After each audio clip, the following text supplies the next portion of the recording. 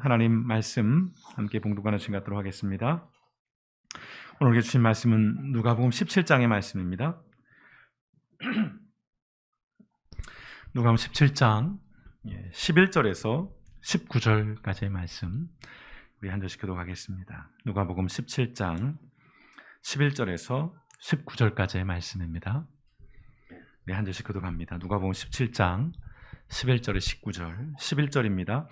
예수께서 예루살렘으로 가실 때에 사마리아와 갈릴리 사이로 지나가시다가 한 마을에 들어가시니 나병 환자 열 명이 예수를 만나 멀리 서서 소리를 높여 이르되 예수 선생님이여 우리를 불쌍히 여기소서 하거늘 보시고 이르시되 가서 제사장들에게 너희 몸을 보이라 하셨더니 그들이 가다가 깨끗함을 받은지라. 그 중에 한 사람이 자기가 나은 것을 보고 큰 소리로 하나님께 영광을 돌리며 돌아와 예수의 발 아래에 엎드려 감사하니 그는 사마리아 사람이라. 예수께서 대답하여 이르시되 10사람이 다 깨끗함을 받지 아니하였느냐 그 9은 어디 있느냐. 이 이방인 외에는 하나님께 영광을 돌리러 돌아온 자가 없느냐 하시고 함께 있습니다. 그에게 이르시되 일어나 가라 내 믿음이 너를 구원하였느니라 하시더라. 아멘. 고맙고 감사하신 아버지 하나님, 많은 어려움 속에서도 또 힘겨움 속에서도 오늘 우리가 여기 있습니다. 아버지, 이 작은 사실 하나만으로도 우리가 크게 기뻐하며 감사하게 하시고, 그리고 이것이 결코 작은 일이 아니라는 사실 또한 우리가 잊지 않기를 원합니다. 오늘 말씀을 통해 다시 한번 우리의 믿음과 우리의 삶과 무엇보다 우리의 감사를 돌아보기를 원하오니 성령 하나님께서 우리의 생각과 마음을 주장하여 주시어서 오늘 이 감사절을 통해서 남은 올 한 해의 삶 속에서 그리고 앞으로 주어질 새로운 새해의 삶 속에서 우리가 다시 한번 하나님 앞에 감사함으로 나아가는 믿음의 삶을 결단하는 복된 시간 될 수 있도록 말씀 가운데 기름 부어주시고 전하는 자 듣는 자 모두가 그 하나님 앞에 무한 감사함으로 나아갈 수 있도록 오늘 이 시간 함께 하여 주시옵소서. 오늘도 예배하며 귀한 예물을 하나님 앞에 구별하여 올려드립니다. 어렵고 힘든 시절입니다. 그 가운데서도 하나님 앞에 기꺼이 내어드려오사오니 주여 아버지는 그 손길들을 기억하시고 드리지 못함으로 애통하는 마음들 위로하시고 모든 삶의 자리 속에 하나님께서 주장해 주시어서 어렵고 힘든 모든 삶의 현장 속에서 자족하게 하시되 또한 길들을 열어주심으로 이 땅을 살아가는 믿음의 삶의 그 축복을 아버지 하나님 마음껏 누리며 살아가는 모든 성도님 되어질 수 있도록 이 시간 우리 가운데 함께하여 주시옵소서. 모든 말씀을 권하신 예수님의 이름으로 감사하며 기도드렸습니다. 아멘. 예, 앉으시겠습니다.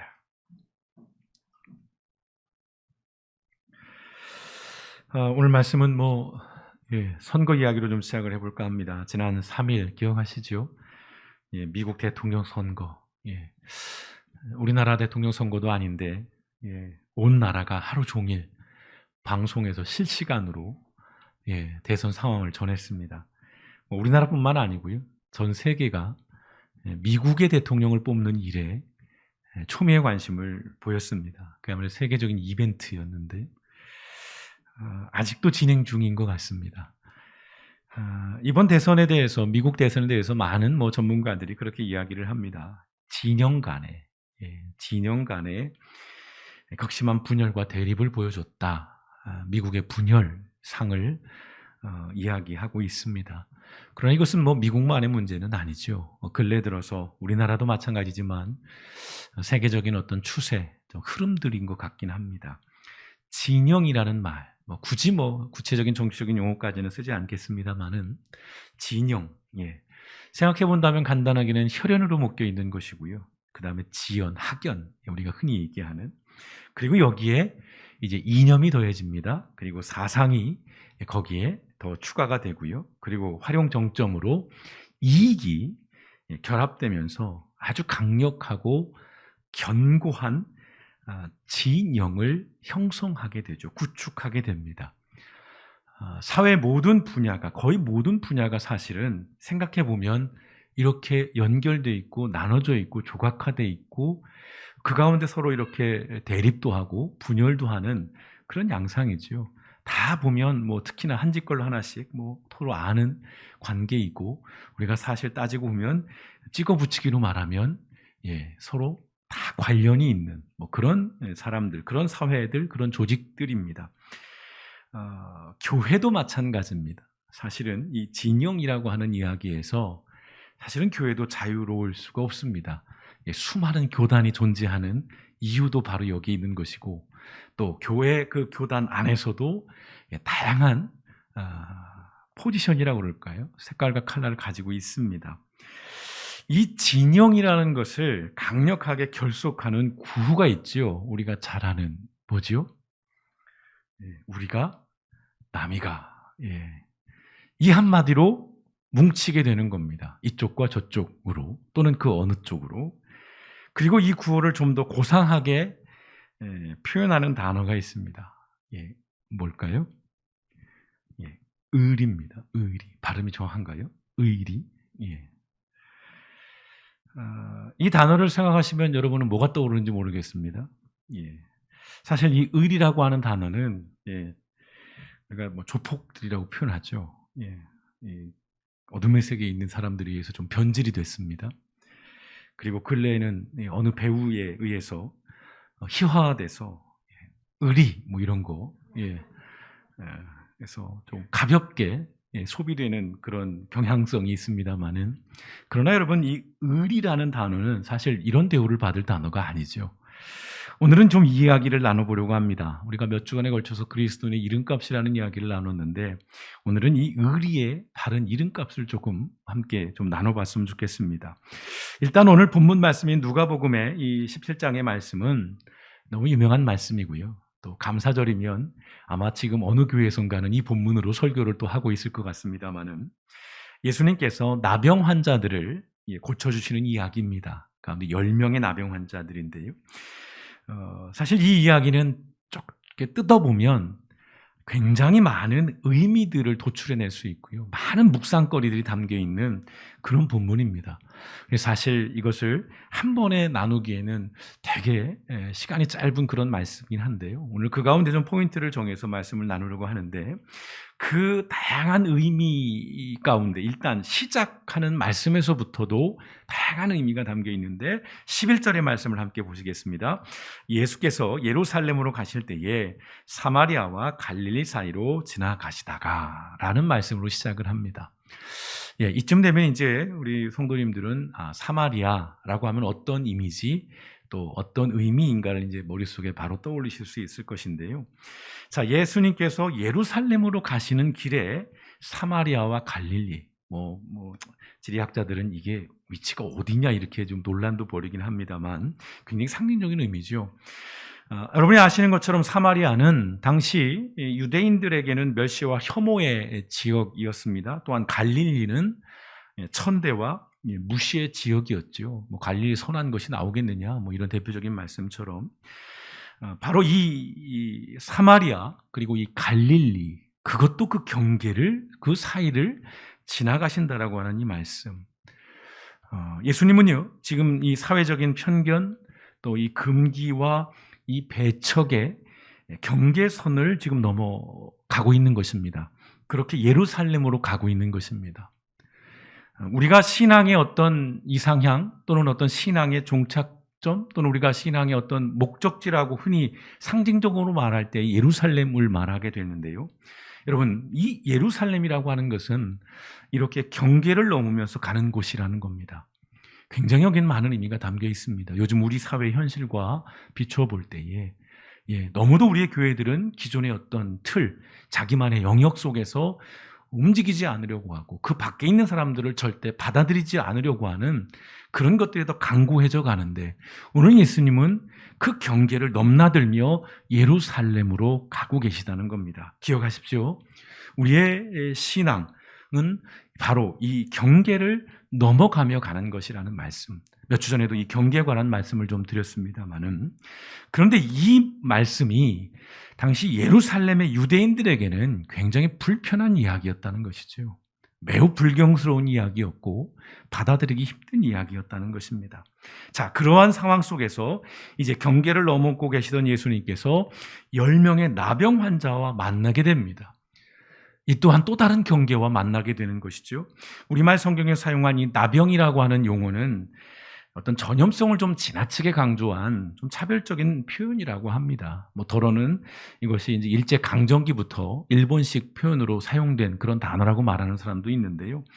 요즘에 있어서 이 나병, 우리가 흔히 예전에는 문둥병이라고 불렀던 이 병의 공식 명칭은 한센병이죠. 한센병. 예. 이 질병 나균이라고 하는 이 균을 발견한 노르웨이 의학자 한센의 이름을 따서 지금은 한센병이라고 합니다. 그래서 뭐 성경을 또 그렇게 번역을 해야 된다라고 이야기를 하는데요. 자, 현대에도 그렇지만은 요즘에도 그렇지만 예수님 시대에는 더더욱 이 한센병은요, 이 나병, 이 문둥병은 부중한 병이었습니다. 우리가 잘 아시는 것처럼 타인과 접촉이 금지되었고 특정한 구역에 격리된, 요즘 우리 익숙하죠. 코로나로 격리되어야 하는, 그리고 옷에 방울을 달고 다니거나 소리를 자꾸 내야 돼요. 그리고 입으로 부정하다 소리를 내며 다녀야 됩니다. 왜 그렇다고 말씀을 드렸죠? 혹시 소위 말하는 정상인들과 만나게 되면 그 사람이 부정해지기 때문에 그걸 막기 위해서 옷에 방울을 달아 딸랑딸랑 소리를 내거나 아니면 내 입으로 부정하다 비키시오, 내가 지나갑니다, 뭐 이런 것이죠. 조심하십시오, 뭐 이런 표현인 것입니다. 사실 이 자체도 굉장히 모욕적이고 아주 참 슬픈 일이긴 합니다만은, 그리고 또 하나 10명이 함께 있었다는 겁니다. 10명이 함께 있었다는 이것만으로도 굉장히 슬픈 일입니다. 10명이 그들끼리만 따로 격리되어 살아가고 있다라고 하는 반증이잖아요. 그들끼리만 모여 있을 수밖에 없는 그 현실. 그런데 이 예수님과의 만남도 보면 짠합니다. 12절과 13절의 말씀을 보시면 예수께서 어떤 마을에 들어가시다가 나병 환자 10사람을 만나셨다. 그들은 멀찍이 멈추어 서서 가까이 못 오는 겁니다. 가까이 올 수가 없는 거예요. 그들 스스로도 알고 있고 또 주변 사람들이 오지 못하게 막는 거죠. 그래서 멀찍이 멈추어 서서 소리를 높여 말하는 것입니다. 외쳤겠죠. 예수님, 선생님, 우리를 불쌍히 여겨주십시오. 긍휼히 여겨달라는 말 무엇이겠어요? 고쳐달라는 이야기겠죠. 가까이 오지도 못하고 멀찍이 서서 지금 예수님께 호소를 하고 있는 것입니다. 자, 이들은요, 이 한센병에 걸려 있습니다. 정말 하나님의 진노 중에서도 가장 큰 진노 가운데로 여겨졌던 이 한센병에 걸려 있는 이런 삶이지만 그들도 여전히 새로운 삶에 대한 갈망, 열정이 있었다는 겁니다. 자신의 처지에 체념하며 살지 않았다는 거예요. 치유되기를 원했습니다. 변화되기를 이들이 열망하고 있음을 보게 됩니다. 비록 병들어서 차별당하고 배척당하고 외면당하는 삶이었지만 이들에게도요, 이런 자들에게도 삶에 대한 애착이 있음을 우리가 보게 됩니다. 그리고 그걸 볼 수 있어야 합니다. 여전히 살아있는 사람들이라는 거죠. 병들어서 저주받은 사람들이 아니라, 그래서 나와 가까이 해서는 안 되는 그 어떤 무엇이 아니라 여전히 삶에 대한 애착이 있고 여전히 변화에 대한 열망을 갖고 있는 살아있는 사람들이라는 것입니다. 오늘 이 말씀 속에서 우리는 꼭 기억했으면 좋겠습니다. 누구도요, 그 어떠한 이유로 인해서 우리가 함부로 판단하고 쉽게 규정해버리는 이런 잘못을 조심해야 하지 않을까 싶습니다. 야, 너 같은 거 살아서 뭐하게? 나 같으면 죽겠다. 이게 얼마나 폭력이고 얼마나 무리함인 것인가를 오늘 이 말씀 속에서 우리가 다시 한번 마음에 새겼으면 좋겠습니다. 자, 이들의 외침에 예수님께서 그들 앞으로 가셨을까요? 묵상을 해봅니다. 이들은 다가가지 못했지만 이들의 소리를 들은 예수님께서는 어떻게 하셨을까? 어떠실 것 같은가요? 가셨을까요? 아니면 예수님도 멀리 서서 좀 찝찝해, 그건 모르겠습니다. 성격이는 안 나오니까요. 다만 그들에게 이렇게 말씀하시죠. 14절에 예수께서는 보시고 봤다는 겁니다. 이 본다는 것에 대한 의미를 여러 번 말씀드렸습니다. 매우 중요한 겁니다.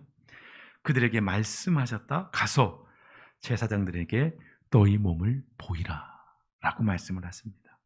자, 가서 제사장들에게 너희 몸을 보이라. 제사장에게 가라는 것이죠. 이것은 그 당시에 율법을 우리가 이해할 필요가 있는 것입니다. 이 병이 나았다는 것을 공증받기 위해서 누구에게만 할 수 있냐면 제사장이 공증해 주는 겁니다. 너 나았어. 이렇게 공증을 해줘야만이 비로소 그 사회의 일원으로 받아들여지는 것이거든요. 그래서 제사장에 가라고 하는 것입니다. 그런데 한번 이 상황을 지금 다시 보십시오. 아직 이들은 이 병에서 회복되지 않은 상태입니다. 그런데 예수님께서는 다짜고짜 제사장들에게 가라고 하는 명령부터 내리는 것이지요. 상식 밖이죠. 무례한 것입니다. 그런데 더 황당한 것은 예수님의 이 명령에 10명의 이 한센병 환자들은 무조건적이고요. 즉각적으로 순종합니다. 토를 달지 않습니다. 다른 어떤 말을 하지 않아요. 반문하지 않습니다. 즉각적으로 순종해요. 여러분, 대단한 믿음의 사람들입니다. 그리고 이 예수님의 말씀을 믿음으로 순종한 이들에게 놀라운 일이 벌어지죠. 14절 말씀. 그런데 그들이 가는 동안에 몸이 깨끗해졌다. 자, 치유되기 전에, 낫기 전에 제사장을 향해서 갔습니다. 그런데 제사장을 만나기 전에 그들은 치유가 되었다는 것입니다. 그런데 그중 한 명이 이제 오늘의 주인공입니다. 제사장을 향해 그 가던 길에서 돌이켜서 예수님께로 나아갑니다. 생각해 보십시오. 문둥병이 나았어요. 자기 인생이 변화될 수 있는 기회를 맞은 겁니다. 제사장한테 가서 내가 나았다는 걸 보여주고 공증을 받으면 이제 자기는 사람이 되는 거예요. 사람 대접 못 땄다가 드디어 이제 사람답게 살 수 있는 기회를 얻게 되는 그 중요한 순간에 이 사람은 가던 길을 돌이킵니다. 그리고 예수께로 나아가죠. 오늘 말씀 15절과 16절 상반절. 그런데 그들 가운데 한 사람은 자기의 병이 나은 것을 보고 큰 소리로 하나님께 영광을 돌리면서 되돌아와서 예수의 발 앞에 엎드려 감사를 드렸다. 그리고 누가는 이 사람에 대해서 좀 더 구체적인 정보를 우리에게 들려줍니다. 16절 하반절에 그런데 그는 사마리아 사람이었다. 예. 느낌이 오시죠? 예. 사마리아 사람이었습니다. 모르겠습니다. 그 나머지 9명 중에 사마리아 사람들이 또 얼마나 있었는지, 또는 갈릴 사람 또는 유대인들이 얼마나 있었는지 모르겠습니다만은 그 돌아온 한 사람은 사마리아인이었다는 것입니다. 예수께 돌아와 감사를 드린 사람이 당시에 지역적으로, 인종적으로, 종교적으로 차별을 받고 무시당하던, 사람으로 인정받지 못하던 사마리아인이었다는 것입니다. 기억나시죠? 강도 만나 죽어가던 사람을 구해준 사람도 레위인도 아니고 제사장도 아니고 누구죠? 사마리아인이었다는 그 말씀. 여러분, 이 사마리아인은 이중으로 부정한 사람이었습니다. 이중으로. 자, 육체적으로는 질병에 걸려서 부정한 사람이에요. 그리고 지역적으로 보면 부정한 사마리아인이었다는 것입니다. 가장 천대받고 가장 멸시받던 사마리아인만이 자신의 회복됨을 하나님께 영광을 돌리고 예수님께 돌아와 감사를 드렸다는 것입니다. 이것은 역설이에요. 여러분, 모순입니다.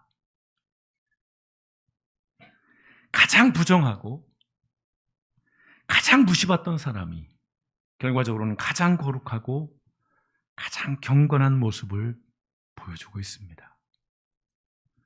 목사라고 해서 다 거룩하지 않습니다. 목사라고 해서 다 경건한 거 아니에요. 모태신앙이고 3대가 예수를 믿는다고 해서 그 사람이 거룩하고 경건한 것 아닙니다.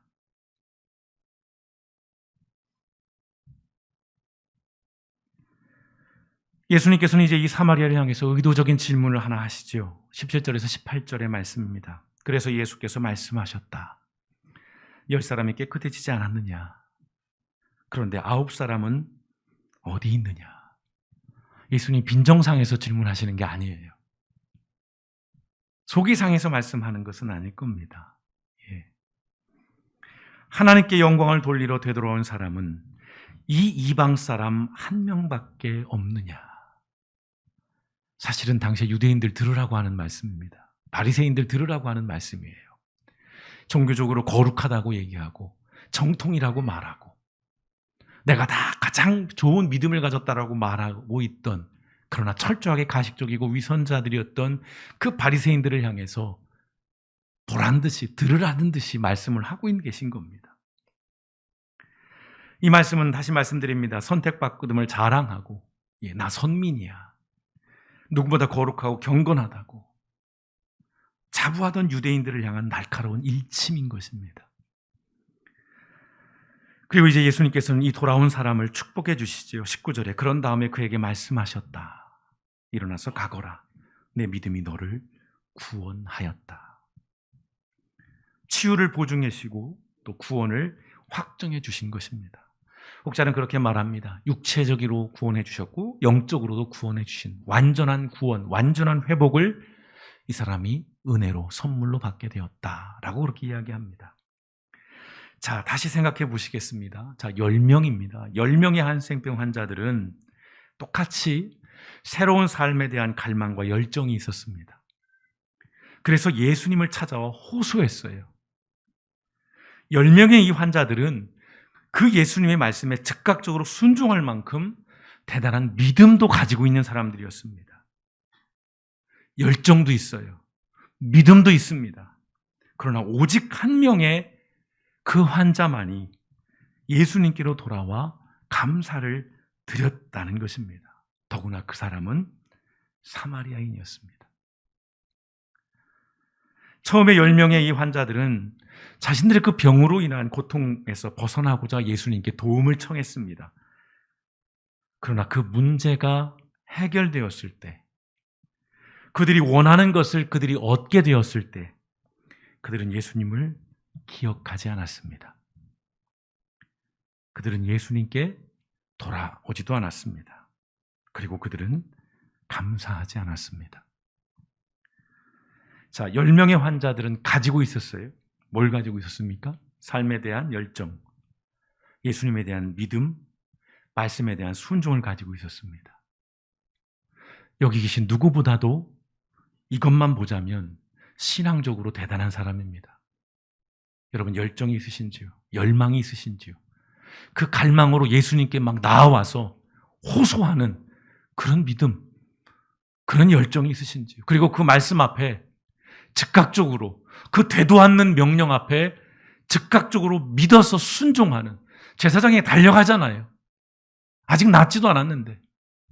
여러분이 그런 믿음이 있으신지요? 근데 이 9명의 환자들에게 없었던 한 가지가 있죠. 그것은 감사였습니다. 성도 여러분, 신앙의 완성은 감사에 있습니다. 믿으시는지요? 사랑이 없으면 아무것도 아니라는 말씀처럼 신앙의 삶에서 감사가 없다면 그것은 신앙이 아니라 욕망일 뿐입니다. 9명이요, 열정이 있었어요. 믿음도 대단했습니다. 그런데 감사가 없었어요. 여러분, 누누이 말씀드렸습니다. 그리스도인은 예수님을 믿고 따르는 사람들이라고 말씀을 드렸어요. 예수님을 믿을 때 얻어지는 유익만을 추구한다면 그리스도인이라 할 수 없는 것이지요. 예수님에 대한 열정, 예수님에 대한 믿음, 예수님에 대한 그 순종의 결과는 감사여야 한다는 것입니다. 그리고 그 감사까지 나아가야 그것이 바로 비로소 신앙이요, 믿음이라는 것입니다. 감사 없는 믿음은 믿음일 수 없다는 말씀을 드립니다. 여러분, 단언컨대 그리스도인은 감사하는 사람이어야 할 줄 믿습니다. 여러분, 이것을 다른 말로 표현하면 그리스도인은 의리 있는 사람이어야 합니다. 다시 말씀드립니다. 그리스도인은 의리 있는 사람이어야 합니다.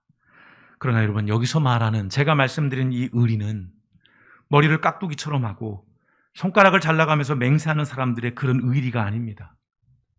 또는 가진 지위와 자리를 이용해서 서로 밀어주고 끌어주는 사람들의 그런 의리를 말씀드리는 것도 아닙니다.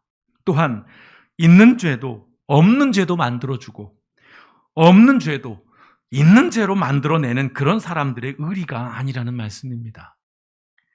의리의 참된 이름값은 이렇습니다.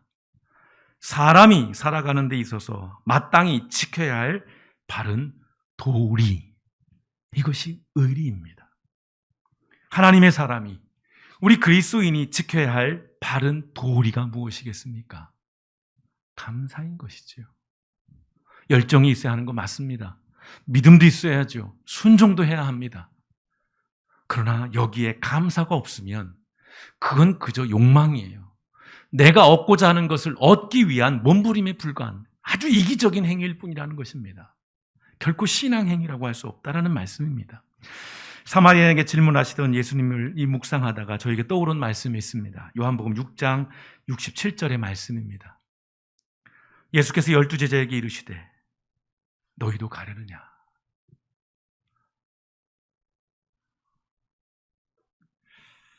항상 이 말씀이 있다 그러면 저에게 떠오를 때가 있어요. 너희도 가려느냐? 배경을 간단하게 말씀드리면 그렇습니다.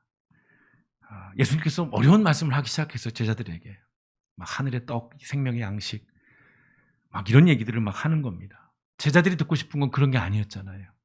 어떻게 하면 이 세상에서 내가 자리에 오르고, 어떻게 하면 내가 더 잘 살고, 내가 권세를 얻고, 뭐 이런 거에 관심을 갖고 있는 제자들 앞에서 이상한 얘기를 하는 거예요. 어렵고 복잡한 얘기를 하는 겁니다. 그러니까 예수님을 따르는 많은 제자들이 떠나갑니다. 그 모습을 보면서 예수님이 12제자들을 향해서 하신 말씀이 이 말씀이에요. 너희도 가려느냐? 생각해보면 예수님의 삶은 참 외로운 삶이었다는 생각을 하게 됩니다. 얼마나 외로우셨을까? 12명인 제자들이 있지만 사실은 그 제자들이 예수님과 다닐 때는 다 무지리들이었잖아요. 예수님의 말씀이 뭔지도 모르고 예수님의 의미, 예수님이 하는 모든 그 뜻, 가고자 하는 길의 의미도 아무것도 모른 채 그저 자기들이 얻을 것만을 찾기 급급했던, 그리고 막 서로 그것을 얻으려고 서로 싸웠던 그 모습을 지켜보던 예수님의 마음이 어땠을까? 너희도 가려느냐?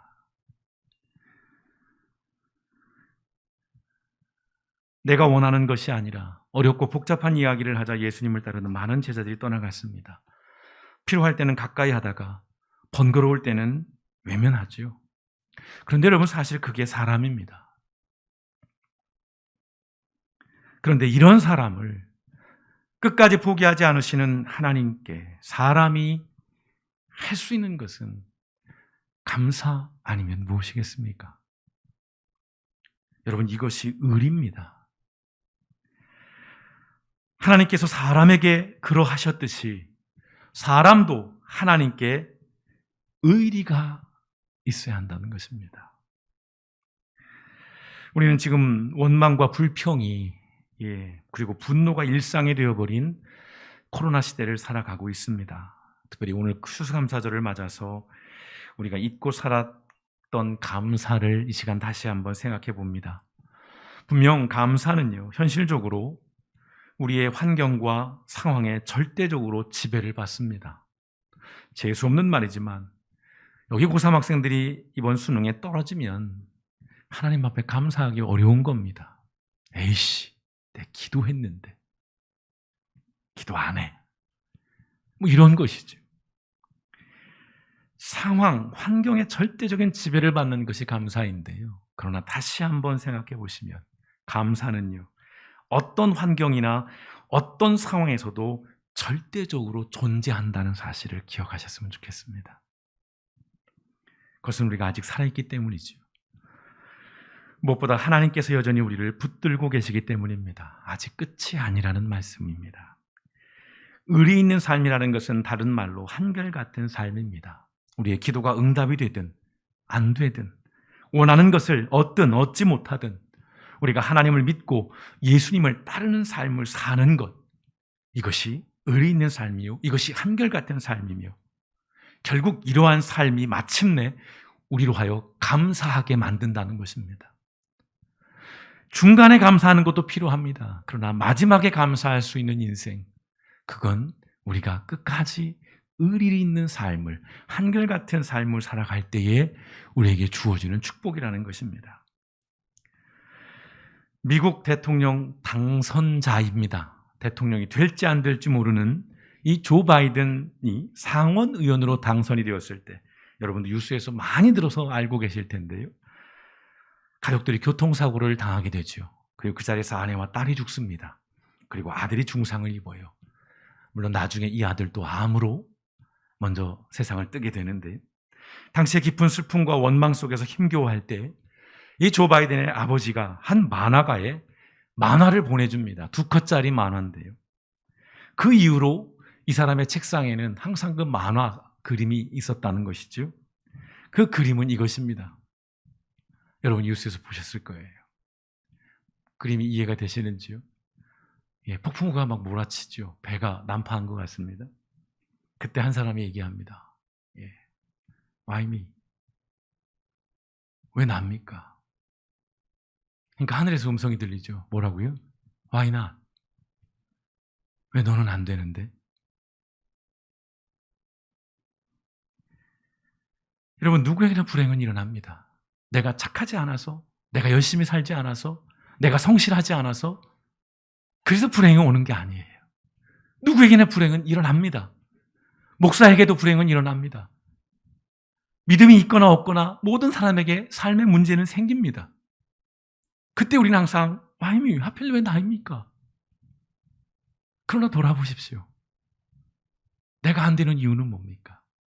나에게 그런 불행이 일어나지 않아야 될 이유는 뭡니까? 참 어려운 얘기예요, 사실은. 나에게 그런 어려움이 닥치면 저부터도 Why me를 할 겁니다. 하나님 아시잖아요. 비록 조그만 교회지만 얼마나 속 끓이면서 왔는지 아시잖아요. 이만하면, 이쯤 되면, 다른 어떤 교회처럼 좀, 우리도 좀 그런 교회 되고, 나도 좀 그런 목사 좀 되시면 안 되겠습니까? 왜 맨날 이래야 합니까? 저도 그럴 거예요. 그러나 거기서 멈춰버리면 양아치죠.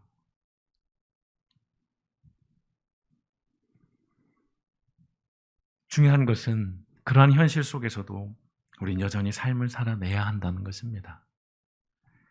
삶의 어떤 순간에서도 성도 여러분, 하나님 앞에 우리가 의인을 있는 삶을 살아갈 때 우리의 삶은 감사와 축복이 넘치는 삶이 될 줄 믿습니다. 성도 여러분, 삶의 어떤 상황 속에서도 하나님 앞에서 끝까지 의리 있는 삶을, 감사하는 삶을 살아가시기를 주님의 이름으로 축원드립니다. 쉽지 않습니다. 그러나 그 쉽지 않은 것을 끝까지 붙잡고 있을 때 우리의 마지막은 감사하는 인생, 또한 감사로 끝을 맺는 우리의 삶이 될 줄 믿습니다. 기도하시겠습니다.